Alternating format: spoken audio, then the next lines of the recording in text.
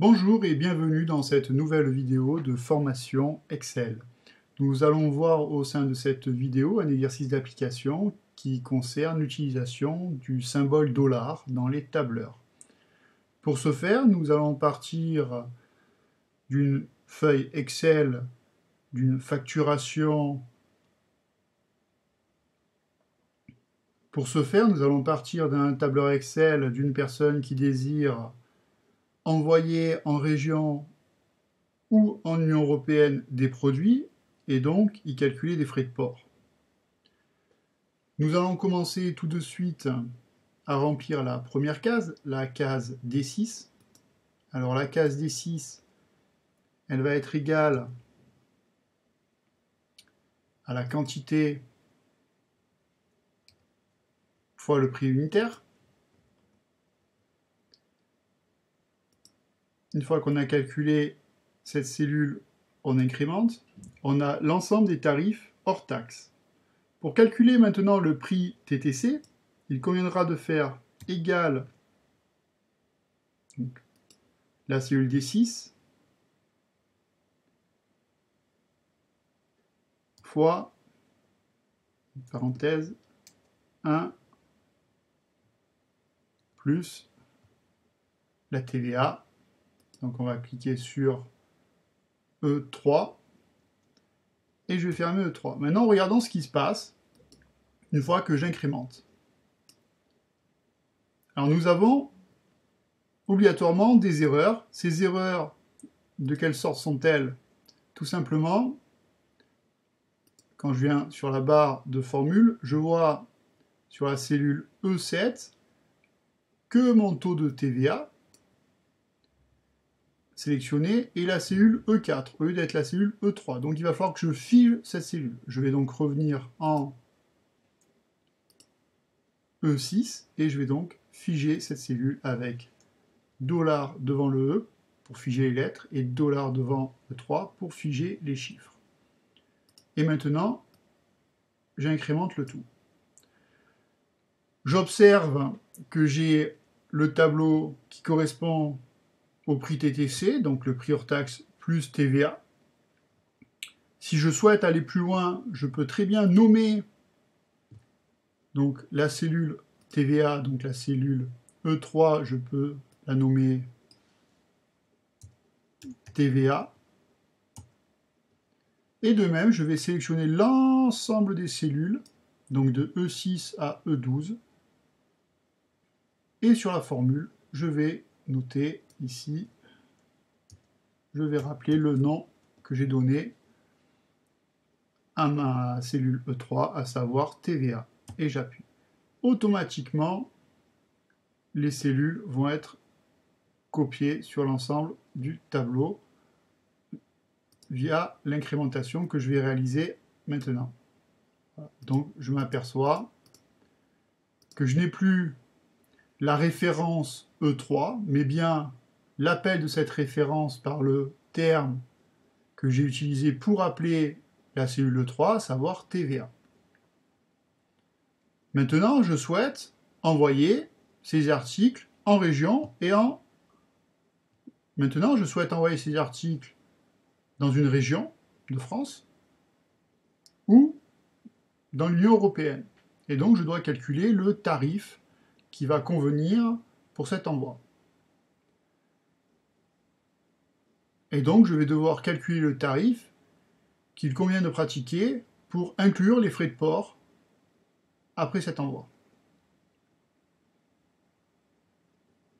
Et donc, je vais devoir calculer le tarif qui correspond aux frais de port avec mon classeur compris. C'est-à-dire, par exemple, si je veux envoyer mon classeur en région, j'aurai donc le prix TTC du classeur plus le prix que me revient du transfert, donc d'un point A à un point B, vers le client en frais de port.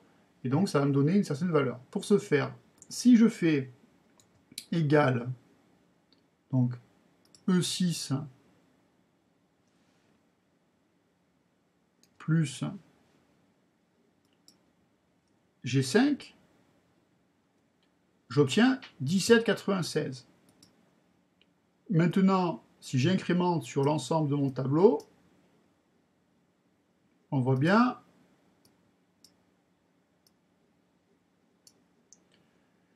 la chose suivante, c'est que mon tableau, lui, il a été décalé en vertical et en horizontal. Je sélectionne la cellule H6, je m'aperçois qu'elle fait une référence à F6. Donc j'ai été décalé en horizontal. Maintenant, si je regarde la cellule G7, je m'aperçois que j'ai été décalé en horizontal sur la cellule G6. G5 est devenu G6. Donc pour remédier à ce problème, je vais devoir tout simplement geler ma lettre et geler mon chiffre. De telle sorte que lorsque j'incrémente, ma lettre E ne bouge pas et mon chiffre 5 ne bouge pas. Maintenant, je reviens, j'incrémente et j'ai automatiquement les 2,3 euros qui sont additionnés à 7,596 euros. Et j'obtiens 9,89 euros. De ce fait, je vais pouvoir incrémenter tout mon tableau et je vais m'apercevoir automatiquement que tous mes chiffres ont été mis à jour avec cette formule. Alors maintenant, je vais pouvoir faire deux choses. Je vais pouvoir déjà nommer ces cellules. Je vais nommer cette plage de cellules prix TTC.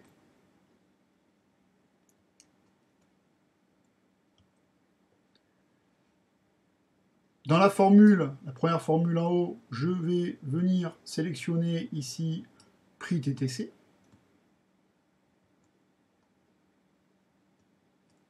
Donc je vais mettre prix TTC. Voilà, je sélectionne. Et je sélectionne mon lot, ici, de frais de port. Et je vais marquer, donc, frais de port. Voilà. Je m'aperçois, tout simplement, après avoir nommé la cellule frais de port dans mon équation, je réincrémente, je m'aperçois que les valeurs n'ont pas changé. Par contre, j'ai une meilleure lisibilité de ma formule, puisqu'au final, ma formule est prix TTC plus frais de port, à savoir prix TTC plus frais de port.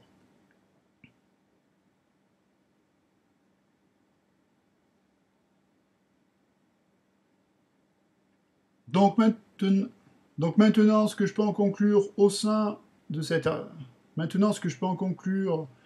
exercice d'application, c'est que j'ai pu voir effectivement la non-utilisation des dollars sur la colonne prix hors taxe, l'utilisation du dollar donc pour figer la lettre sur prix TTC, et le fait d'avoir nommé la cellule TVA. Voilà.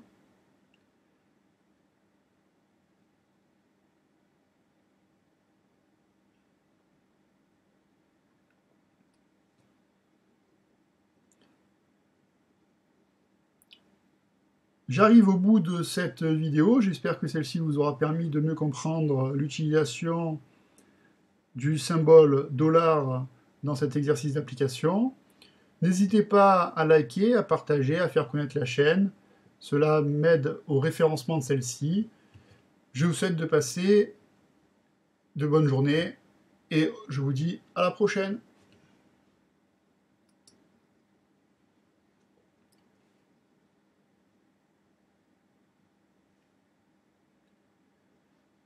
J'arrive au bout de cette vidéo, j'espère que celle-ci vous aura permis de mieux comprendre l'utilisation du symbole dollar dans cet exercice d'application. N'hésitez pas à liker, à partager, à faire connaître la chaîne, cela m'aide au référencement.